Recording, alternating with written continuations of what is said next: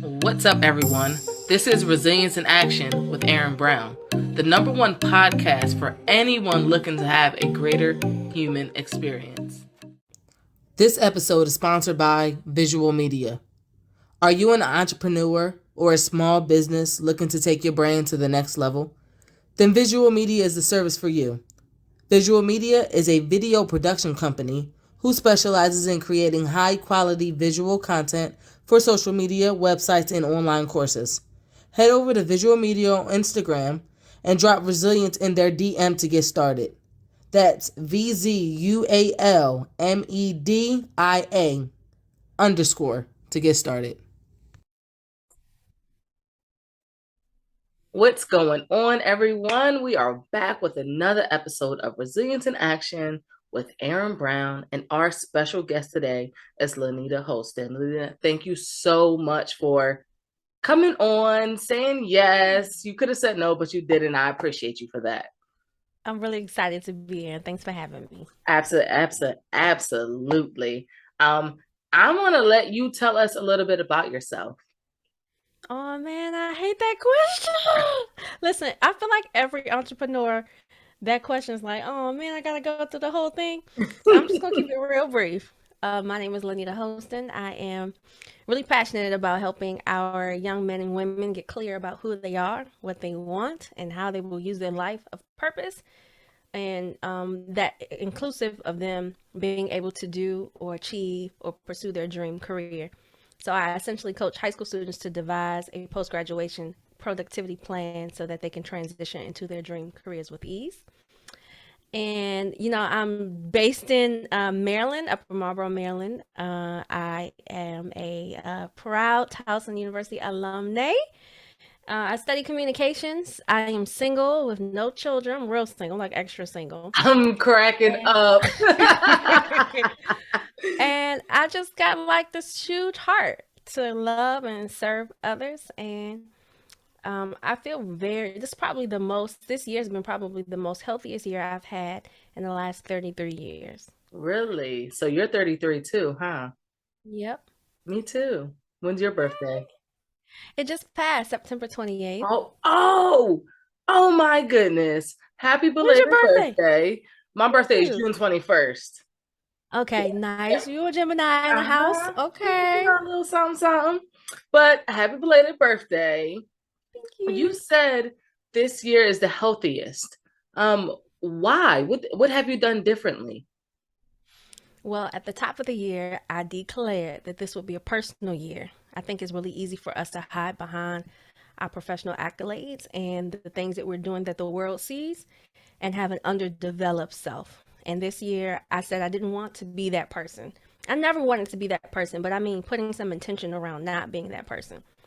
So I hired a wellness coach and I worked with her for 3 months.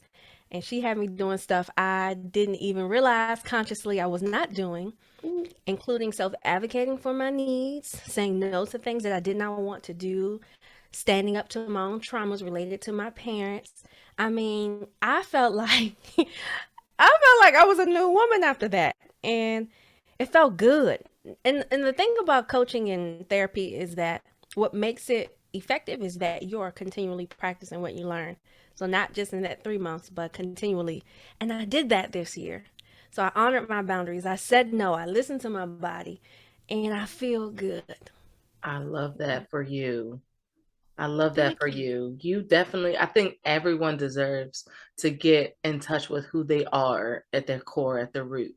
And that journey is scary sometimes, especially when you have to go back into, you have to revisit some situations, a past that you maybe worked really hard to like block or get away from.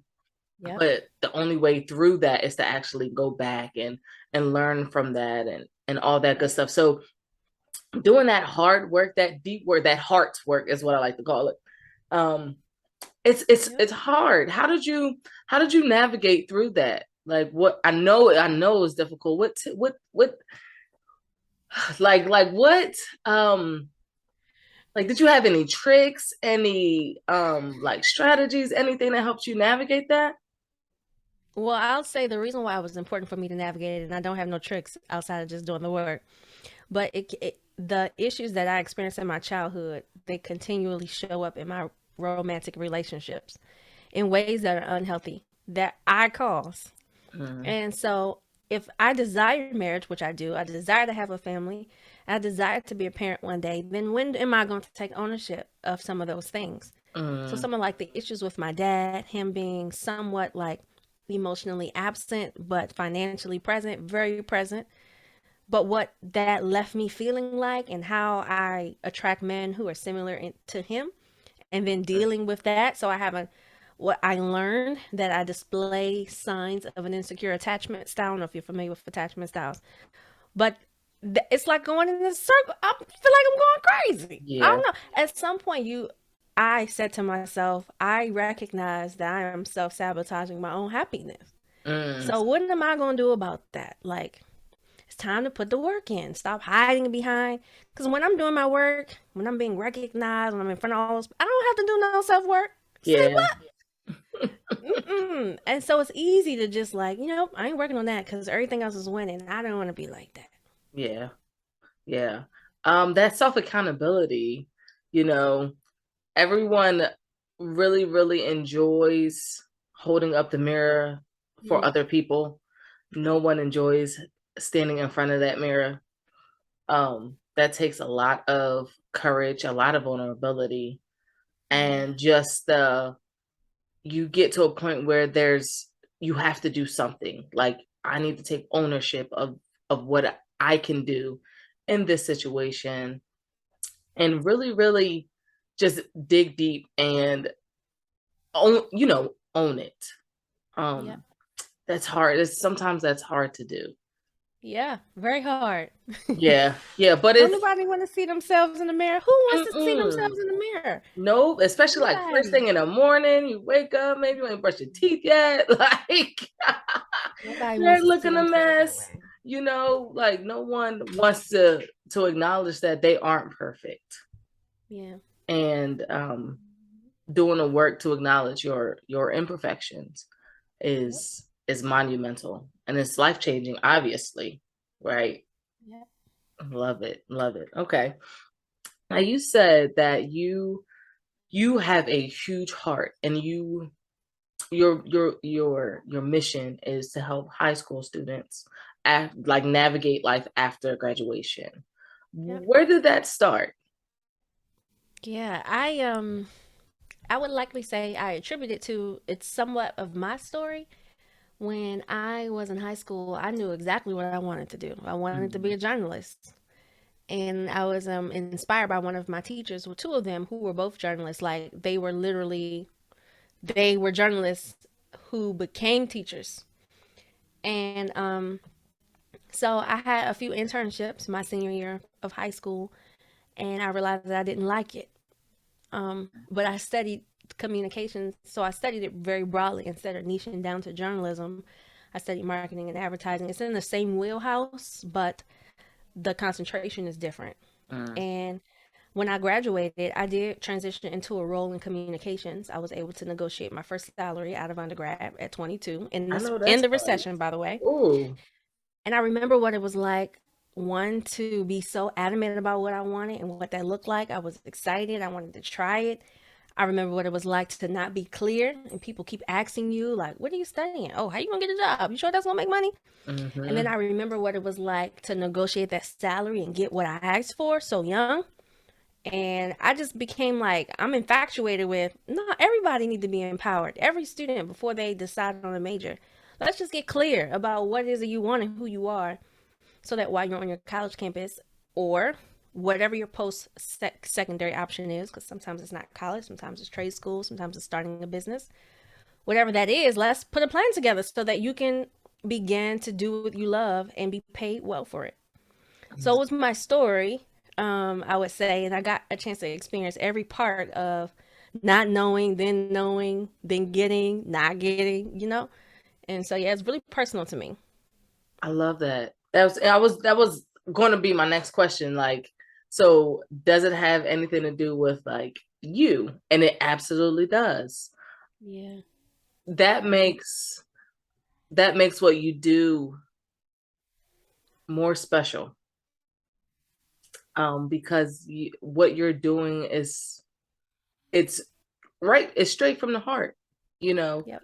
um, Wanting other high schoolers and other people to experience what you experienced, and knowing that a lot of people that look like us don't get that opportunity. Yep. Um, so navigating that as well. How do you navigate that? Just finding the youth or high schoolers that don't have this opportunity, that really, college or anything outside of high school, it's not really talked about. Yep. So can you tell us a little bit about how you help those type of students navigate where they want to go?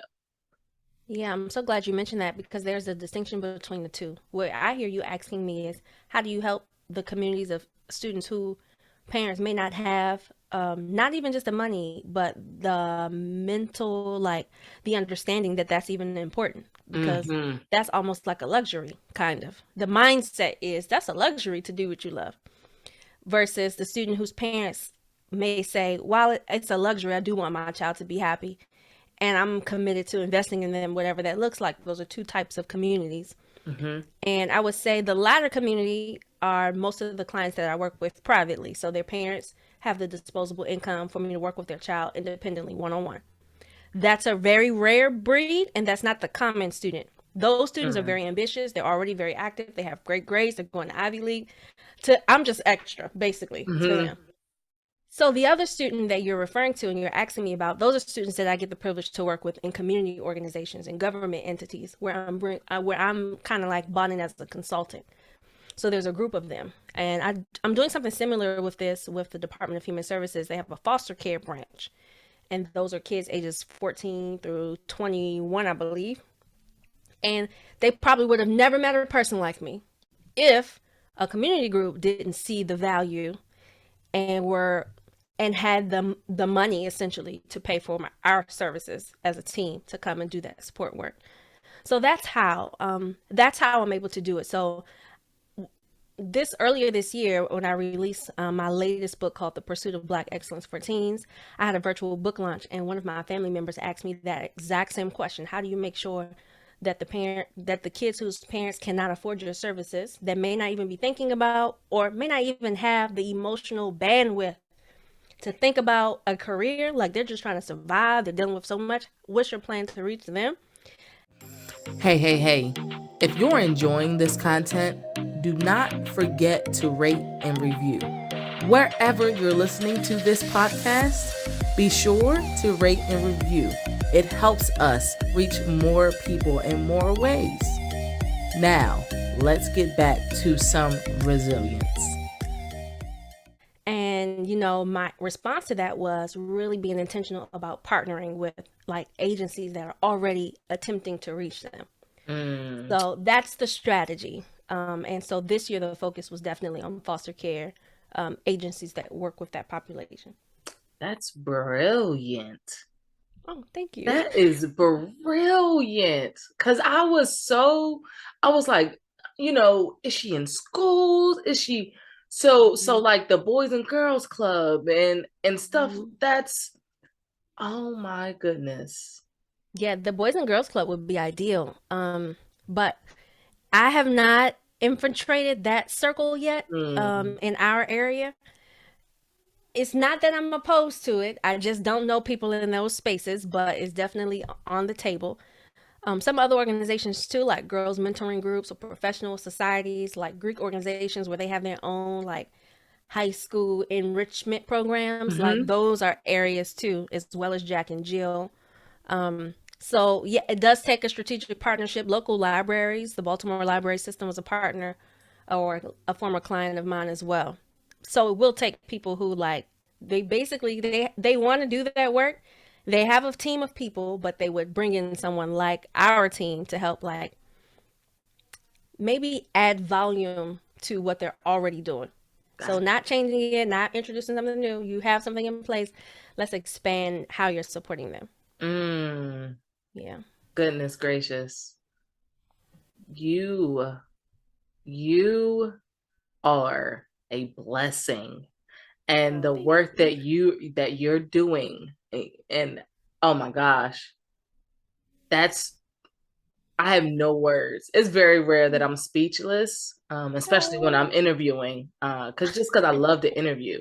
But your passion is exuding through the camera, Mm. and the fact that you are doing the work that so many people m- miss these type of opportunities, Yeah. and knowing that this type of program, this type of network is out there will help Mhm. so many other people who may be struggling with, I want to send my child to school, or my child wants to do trade school, but I don't. Mm. Do you stay in the Maryland area? Do you go other places? Yeah, we're national, so our curriculum Oh, was created to be virtual. Before the pandemic hit, before Zoom was a thing, it was designed to be that way. And so we were ready to go when the pandemic actually. That's when we first started. So yes, it does. And actually most of our clients are not in Maryland, surprisingly. They are New Jersey, Texas, Jersey. California. Yeah. Oh my gosh, that is brilliant. Okay, Yeah. so the pandemic didn't really affect you much then in that aspect. Now I'm sure it affected you in other ways, but in that aspect, you didn't have to go back to the drawing board and figure out how you were going to continue your passion. But with a different approach, you already had that. Y'all were already prepared. God had already prepared me. Come I had no through. comparison. He really did align, not even just the program, but the financial means to invest in the support to create the curriculum and the infrastructure so that it could be ready. That was God's timing. I won't even take credit for that. You So know what? the pandemic is where we saw an influx in business. So much so that when people start getting back outside, I had to find a new way. Like, how are we supposed to sell this service? So nobody want to be virtual no more. And so we saw a decline in sales. And so just navigating what that looks like now that we are out of the pandemic. And I'm learning that a lot of our clients, they still like to have that virtual component, but they want in person. So we've been adopting to a hybrid model. But yeah, the pandemic certainly was a great way to ease on in. But sustainably, I have not seen that kind of like interest for Gotcha. just virtual only be sustained. So Gotcha. praise God that there's flexibility to do both. I love that. That is amazing. I this is just fantastic information. Um the have you ever reached a point in your business where you wanted to kind of like wash your hands, you just wanted to be done with it? Have you ever experienced that? And if you have, how did you navigate through that? Yeah, I'm navigating through that right now. Like literally. I just Mm, feel like this has been the lowest, this has been the least profitable year. It's been the slowest year. I'm usually traveling at minimum 3 times a month. Minimum. I might have traveled, we're in October, I might have traveled maybe 10 times this year. And that sounds like a lot, right? Like, okay. But in comparison to what we've been capable of doing, nowhere near. mm, And having to think through, recreate what we've done and reintroduce it to the marketplace and make assessments about, is it valuable? Are we targeting the right client base? And it's exhausting. It's mm. exhausting to continuously trying to think ahead and be innovative. And what we decided to do this year was to diversify from B2C solely to diversify, meaning we're not eliminating that B2C, meaning working directly with a parent group or community group. We're adding in the opportunity to go B2B. And that's where the Department of Human Services came in. So going directly from a business, instead of going directly to a consumer, going straight to an organization, usually a government entity. But that has its own hiccups because the sales cycle is much longer. So Mm, while it may be more lucrative and more sustainable, there are other areas that I have to think through, like cash flow, access to credit lines to sustain the time period before after we sign the contract, deliver the services to the time they pay the invoice. That could be a year. So think about that. Like if we take on a client, and let's say it's $100,000 contract, and they say you'll get either incremental funds or you'll get them when the work is complete. I'm still responsible for doing the work on my own cash flow. mm-hmm. So that's a new set of challenge. So what I learned in business this year is that you can't really escape the work. Like people could give you the cheat code. They could tell you this is what you do to be successful. You still have to go through the process. So I think what I learned in that is, yeah, you could quit. Like, yeah, you could let it go. Everything you've been building, have peace, do something regular. Not even go get a job. You could just do something regular. Or you could continue to be innovative and give it a try. Give it a try. Like either way, you're gonna have to work. Mm-hmm. So like, what kind of work you want to do? So that's what I at least that's my trick that I've been telling myself. What kind of work do you want to do? What kind of work do you want to do? That's a excellent question. That is an excellent question. Do you want to continue doing what you love, like doing, like pursuing your passion, or do you want to go a different route? Do you want to help someone else with their passion? Like, that is a loaded question. And I'm going to take a shot in the dark and say that you showing up, right? And pouring your passion into helping high school students, that you chose to continue to navigate to figure it out. Yep, I did. Mm, mm. I love it. I love it. I did. That's what you're showing up. You're showing up. Every day isn't easy. Every week isn't easy. Every month isn't easy. Mhm. But you hang on to that anchor. Hang on to what what brings you joy about it. Yep. And so, what is that thing that brings you joy about Mm. hanging on to this? I think it's because at this point I've been doing not the exact work, but working with this population since 2013, Mm, and having them because now they're of age. Like that's almost 10 years, so they're grown. Some of them are grown, and having them come back and say, this is where I am, or this is what worked for me. Thank you. I was thinking about you, or this reminded me of you. I'm grateful that, like, thank you for what you did. I feel like I have a head start. It's those things that really light a flame in the inside. Because if you think about it, when I meet them, they're exceptionally young, typically like 16. I mean, how many people have you reached back out to when you were 16 who instrumentally touched you? Like, yeah. unless you've been taught that. I was taught to do that. My Mhm. mom used to tell me all the time, call her, let her know what you're doing, or see if you can find them on Facebook. But she was very intentional about me giving the flowers to the people who were instrumental in my journey. So Mhm. that's a normal practice for me. That's not a normal practice for the average family.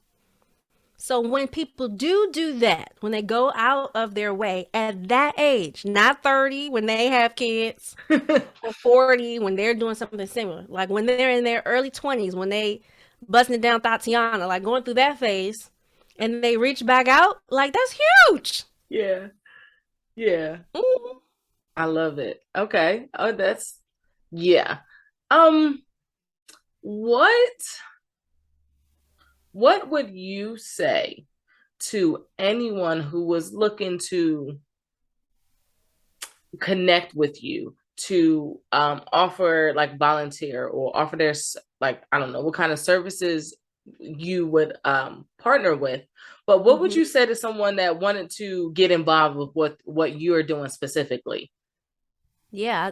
Eventually, I'm gonna be looking for them. Like, I know that's right. because one of the things about expanding from B2C to B2B is that the volume increases. And so the number of hands that are necessary to fulfill what the work that we would be contracted to do, it has to be greater. So I haven't crossed that bridge yet where my client is asking for, okay, we need 10 people, we need a 10-to-1 ratio or something like that. It's coming just by the nature of, like, I know how these things go. And so what I've been doing this year is intentionally meeting people who I feel like, when I say meeting, I'm like, I see them online, or I observe them, or I meet them somewhere. I talk with them, have like a virtual coffee, kind of like extract their interests, and then I note them.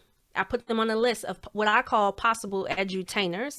Those are people who have the heart to work with Gen Z, essentially, and they have their own passion. Like, because the thing is, it's a certain kind of adult that I'm looking for. This person, while they might not be actively working in their passion, like meaning doing it full time, or they have a full throttle business, but maybe sometimes they get to volunteer in it, but they can associate the feeling of how infectious it is to do what you love.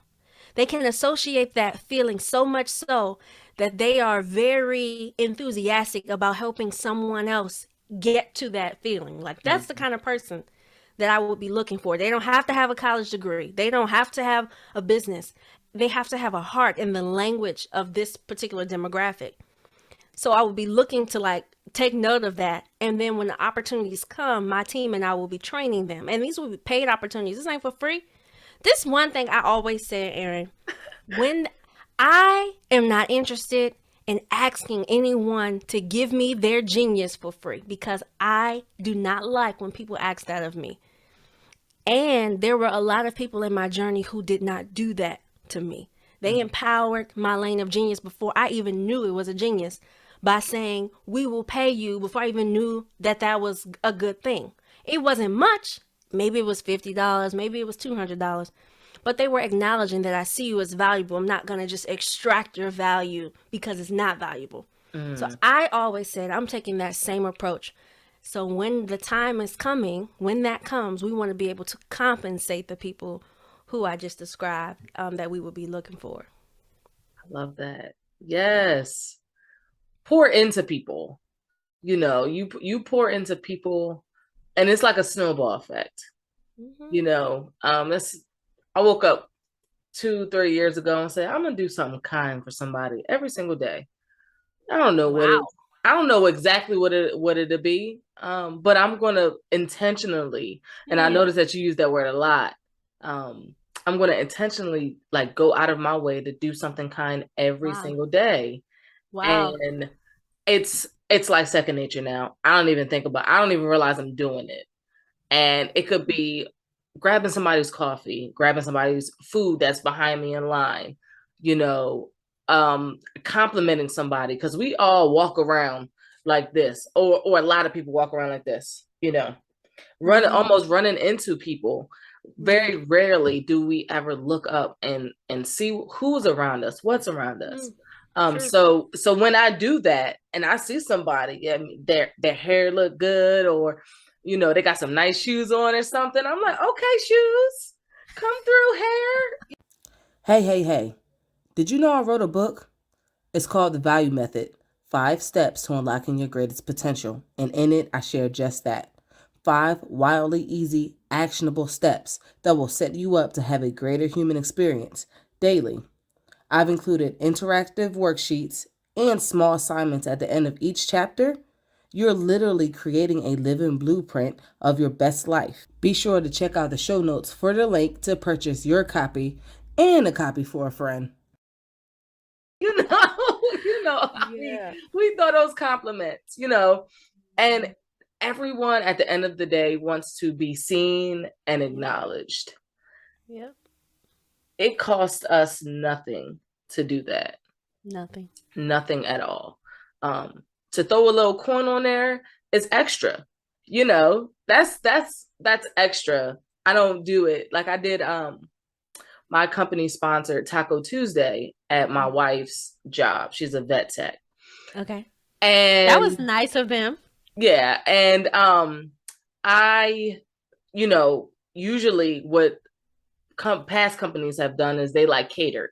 So someone came and bought like tacos and all that. I actually went to her job and cooked, chopped up the lettuce, chopped up the tomatoes. Like, I did all of that. And I got his beautiful thank you card. Everybody signed it. And then inside of it, there was like a $25 gift card. I didn't do it for the $25 gift card. I did it because I'm just that type of person. And we should do kind things for one another. And knowing how difficult in the type of situations vet techs and vet assistants and veterinarians find themselves in, it's only right to show a little bit of appreciation. So I thought it was super cute that I got a card. Then inside was like a little gift card. I'm like, y'all definitely didn't have to do that. Just Really nice. it was just great. And like I said, I woke up and I want to do something kind, and now it's just like I don't even realize I'm doing it. I talk to strangers.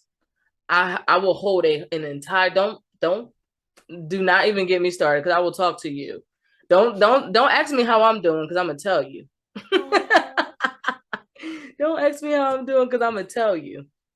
What is the kindest thing that someone has ever done for you outside of anything that had to do with money or anything like that?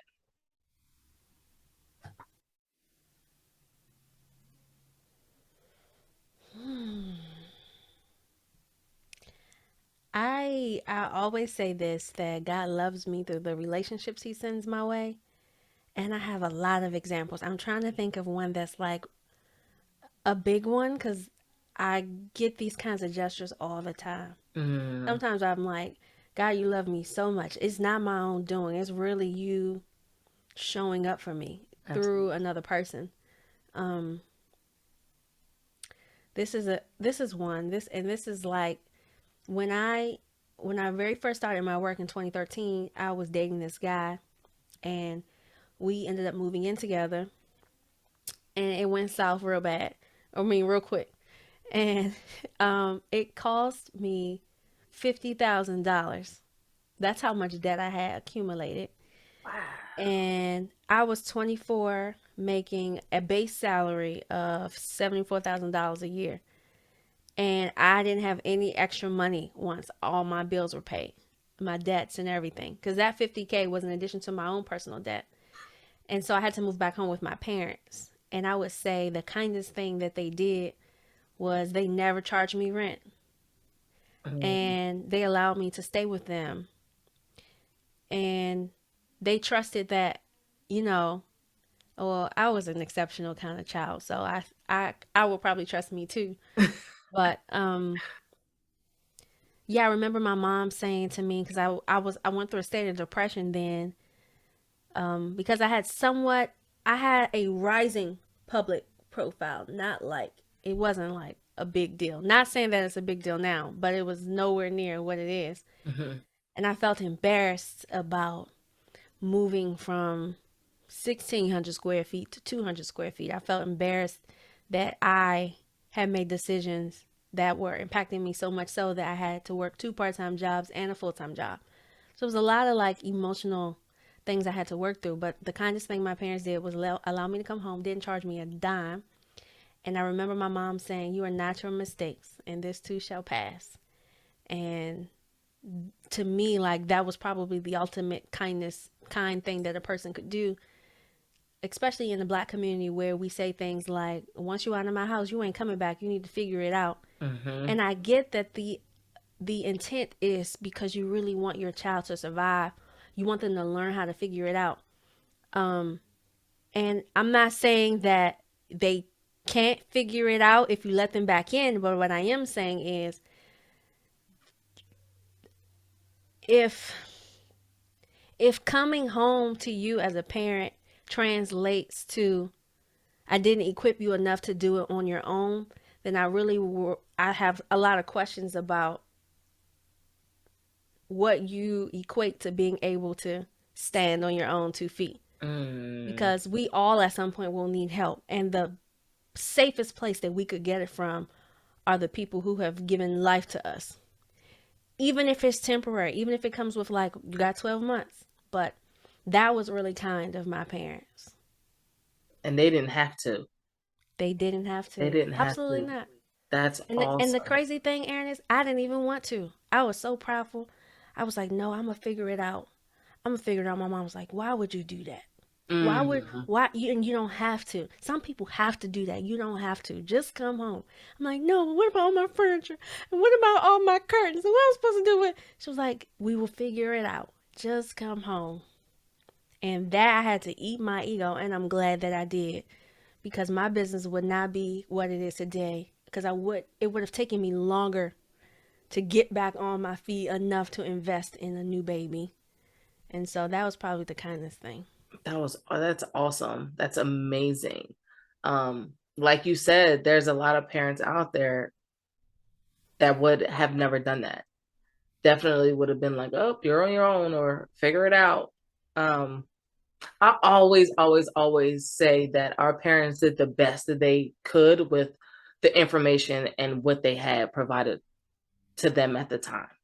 Yeah. Um, that doesn't negate that there are some parents out there who absolutely could have and should have done better. Um, Mm. and I would say that those parents who would think that though their child having to come home is like the worst thing that could happen, like you need to do better. And I'm gonna say it, you need to do better Yeah. because your child, could be out there doing all kinds of stuff. True. You know, you bringing them into a back, welcoming them back into your home, back into your arms, back into your love. Not that they were ever like void of that once they moved out, but Mm-hmm. coming back in, and even as a high schooler, right? There's some kids who have to get a job while they're in high school because their parents are making them pay rent. Yep. There are. And that grinds my gears. that that just grinds my gears. Like Yep.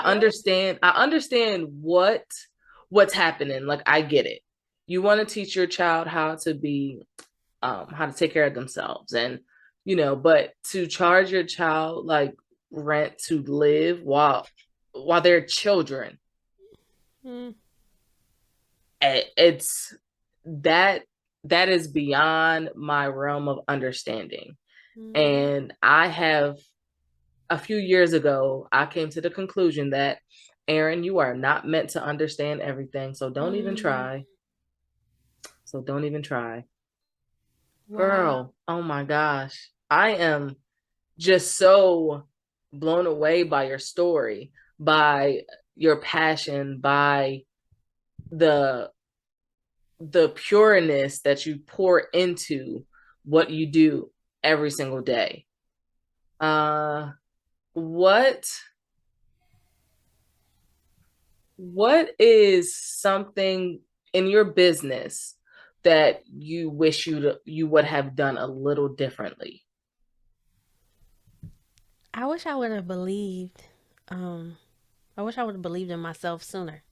Mm, I wish I would have believed that I was worth 5 figures.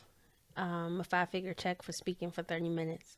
I didn't even, the thought of that wasn't even a thing until 2019. And at that point, I had been doing this for 5 years. I did my work for a long time unpaid because I didn't think what I had to offer was valuable. That's what I would have done differently. I would have, um, it's tough because I didn't even know I was doing that until someone pointed it out. So maybe I would have gotten into circles with people who were doing what I thought I was interested in so that they could begin to project the their level of confidence and value onto me. mm. Because when you are in those atmospheres where people are like, you shouldn't be charging nothing less than, that changes the game. Changes the game You completely. be like, oh, if they did that, oh, bet. So I am gonna raise my price. But if you're not in that environment, you're like, I don't know. I don't know if they're gonna pay that. I don't want to scare them away. So I'm gonna just say, just give me this little bit, and then maybe next time I'll ask for more.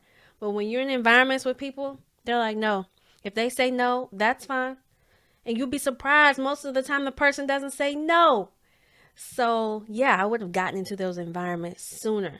And that is why when I meet young entrepreneurs, I am very adamant about asking them about their pricing. Like, tell me how much you charge for that. And I will say, this is how much I would pay you. Raise your price. I'm telling you that transparently as a consumer who buys your service. If you're really good, I'm willing to pay this much. Rate. I do it all the time. So if you meet a 20, 23, 24-year old and you meet them, you're like, dang, this person cheap, but this person is more expensive than what I thought. Did you talk to Linnita? They probably did. He like, sure did.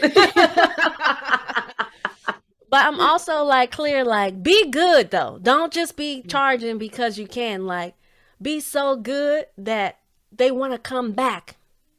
So that's your part. Like, your part, if you want to charge or have a high fee, or you want to charge more than the average person, that means you got to be more than them in how you service them. Be so exceptional at your craft.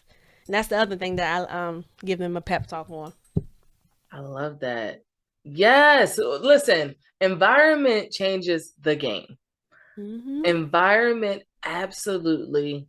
They said when we were in Greensboro, Green something. Gosh. Greensboro. Greensboro.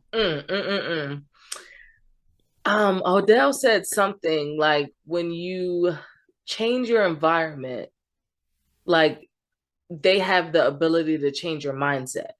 Yeah. Because they're thinking they are where you want to be, where you hope to be, and you don't quite have that mindset yet. But surround yourself with those types of people, and that mindset is going to come. So I I can attest to also wishing that I had believed in myself a lot more in the beginning. Like I was like, yeah, I'm all right. I think I'm pretty good. But just as the years have gone on, I'm like, I'm a little more than good. Like I'm really, really good at this. I should have been charging this a long time ago. And now that I've stepped into what that looks like, I'm like, oh, so this is what y'all been doing up here. This is what y'all been doing. Okay. Yeah. Okay. If we wanted to support you, reach out to you, how could we find you on social media? Where are you? I am on Facebook, Instagram, YouTube, TikTok, at Linnita Hosten. And you can find me weekly every Tuesday. I live stream on Facebook, YouTube, and LinkedIn. And then if you want to just check out some of the work that I have done, you can go to linnitahosten.com. And then the work that we do as a team, you can go to excellencebrainery.com. So those are all the places you could find and support. Perfect. And your book, that is out, correct? Yes. The Pursuit of Black Excellence for Teens. Where can we find that? Yep, you can find it at thepursuitforteens.com, or you can grab it at linnitahosten.com, either or. Love it. I just want to make sure we can check in all bases because there's so many people out there who need to get in touch with you, or at least have you in their orbit, because just being around you is inspiring, is empowering. I'll say a little more than inspiring, empowering. Like Praise God. you can do. I feel like I can do more with just having this conversation. Like, what am I gonna do when I get off of this call? Like, how can I do more? In the world. Yeah. So there's people just need to know you. So I want to make sure I cover that. Thank you. Of course. I'm big on giving flowers, and you definitely deserve them. Thank you. I know the work that you do is not always sunshine and butterflies and rainbows and unicorns, but the fact that you continue to show up, you continue to give your best is it speaks volumes of who you are and who you are as a person, your character, and you deserve all the accolades, all the blessings and all the joy that's coming to you. Thank you, Erin. Don't make me Listen, cry on here, okay? I'm We're not supposed to be crying. listen, I'm big on pouring into people, and I'm a do it anyway. So get emotional. It's okay. We could cry together. We could cry. I gotta cry, friend. We could cry together. Crying is so therapeutic. It is. I wish more people understood that. It Um, is. I got one last question for you. Okay. What is your definition of resilience? Hmm. I define resilience as the ability to be stretched beyond what you even feel you're capable Mhm. and return to your original form. So, what I had to endure in my early 20s, because even that alone is a lot for a 24-year-old, Absolutely. $50,000 thousand that is dollars. the epitome of resilience. Mm, So, yes, to be stretched beyond what you're capable of, and then to have the nerve to turn around, sometimes in better form. come on now. Come on now, better form. Come through. I love it. Yes, and yeah, resilience in action. That is resilience in action. It is. Linnita, you are a blessing. And I am so, so thankful to have you here with us and that you decided to share a little bit of your story with us today. Yes, glad to be here, and thank you guys for listening. Thanks for tuning into this week's episode. If you enjoyed it, be sure to rate and review. And remember, resilience in action will always lead to a greater human experience.